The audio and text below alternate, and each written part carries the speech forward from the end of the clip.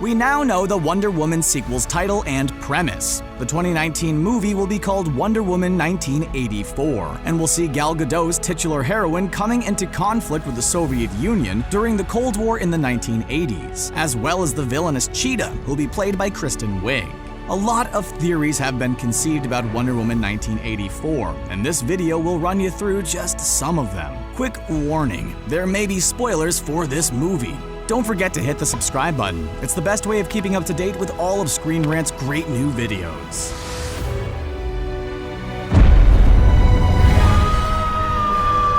Steve Trevor's return.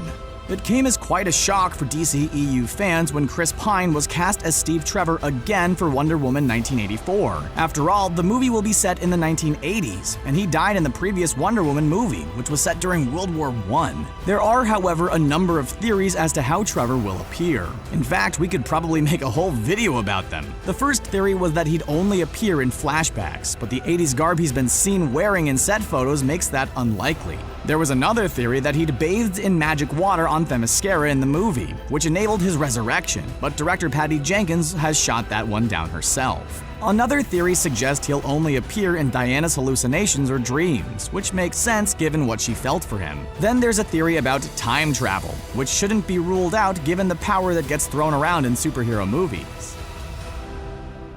In brightest day, in blackest night.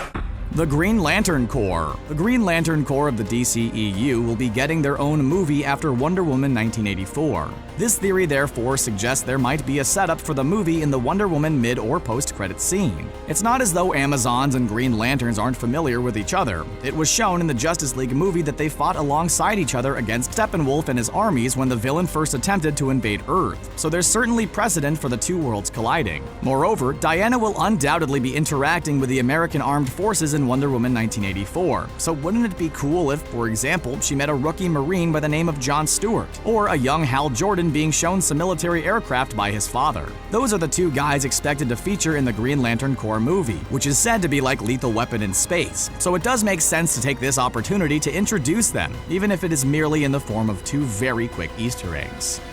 Come on, Giant! I'm getting bored! This world is mine. Darkseid.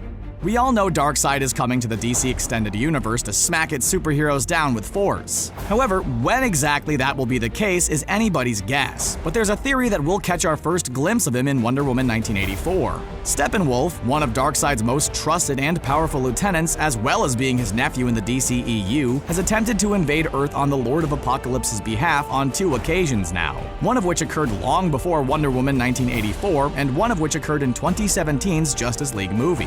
Between the two, there's no doubt that Darkseid would have been monitoring Earth, and of course, its superhuman champions. The Amazons have been around for years and years, and Wonder Woman will have been active for decades by the time 1984 comes around. So maybe we'll get a sneak peek of Darkseid monitoring her activities or those of her people, perhaps with a view to sending Steppenwolf on the second invasion we saw in the aforementioned Justice League. This theory is probably just wishful thinking, because we've all been wanting to see Darkseid in live action for years. But here's hoping it comes true. He could become the DCEU's version of Thanos, and the Mad Titan has proven to be incredibly popular in the MCU.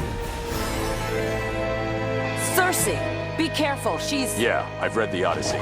Multiple villains. Kristen Wiig will be portraying Cheetah in Wonder Woman 1984, but this theory suggests she won't be the only villain in the movie. There's also a male version of the character with whom less people are familiar. His name is Sebastian Ballesteros, and he first appeared in 2001. There's actually a rumor that Pedro Pascal, who has been cast in an as-yet unknown role in Wonder Woman 1984, could be playing Ballesteros, working alongside Wiig's character to make Diana's life a misery. Other villains have been theorized to potentially appear as well. The likes of Cersei in particular have been very prominent in these theories. Cersei simply must appear in the DCEU at some point. She's Diana's arch nemesis in the comics, so not including her would be like a Batman franchise without the Joker. Here's hoping Wonder Woman 1984 is the first movie in which the powerful sorceress appears. The fans would love it, and having her and Cheetah going up against the titular heroine would make for one hell of a battle.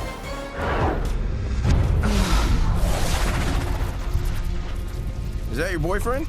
A female love interest. Steve Trevor's return to the DCEU seriously complicates this particular theory. That's assuming Steve Trevor is actually in Wonder Woman 1984, and that he's not just a hallucination. But it's the theory that the love interest for the titular heroine in the Wonder Woman sequel will actually be a woman. Wonder Woman's list of suitors includes the likes of Batman and Superman, a United Nations worker called Trevor Barnes, and a vigilante turned operative for the US government called Thomas Tresser. But she's undoubtedly bisexual and has indeed dabbled into the world of same-sex relationships. One such relationship was with a fellow Amazon warrior called Cassia, and if their partnership was depicted in Wonder Woman 1984, it would definitely go down extremely well with movie fans, especially those who have been crying out for more LGBT representation in comic book offerings. Deadpool 2 depicted a lesbian relationship between the X-Men members Negasonic Teenage Warhead and Yukio, which was received very well by fans. So it wouldn't be the first time we'd seen such a thing. It really is about time more same-sex relationships were depicted in superhero movies, and who better to convey that than an iconic flagship character like Wonder Woman? Here's hoping it ends up happening. 100 years ago, I walked away from mankind, from a century of horrors. An Orwellian reference. We'd known for some time the Wonder Woman sequel would be set in the 1980s, but when the title was revealed, a fan theory was born. The fact that 1984 isn't just the setting, but part of the movie's title may suggest there's an unexpected Orwellian significance to the whole thing.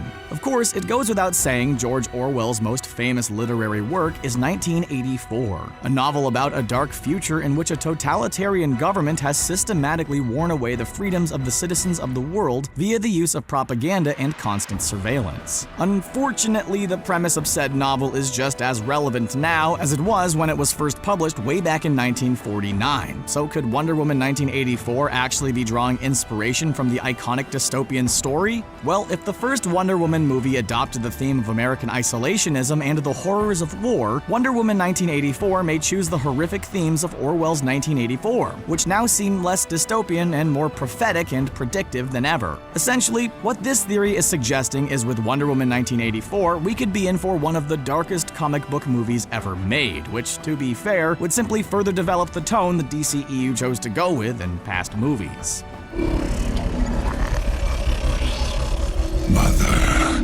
Steppenwolf and Mother Boxes. In addition to a potential first look at the DCEU's version of Darkseid, there's every chance Wonder Woman 1984 could provide us with another look at both Steppenwolf and the apocalyptian Mother Boxes. After the war between Steppenwolf's forces and the combined efforts of humans, Atlanteans, Amazons, gods, and Green Lanterns, it's hard to see how something like that wouldn't be mentioned again in a Wonder Woman movie, especially given that one of the Mother Boxes Steppenwolf was trying to retrieve has long been kept on Themyscira. We could see, for example, Steppenwolf preparing the assault he carried out in the Justice League movie, or maybe we'll see the Amazons making use of the Mother Box they were protecting in some way. A movie focusing on an Amazon character would, by its very nature, be foolish to opt out of referencing characters and objects that connect them to other aspects of the franchise. Standalone movies are all very well and good, but the DCEU's purpose is for every movie to link to the others. This theory would definitely ensure that that happens.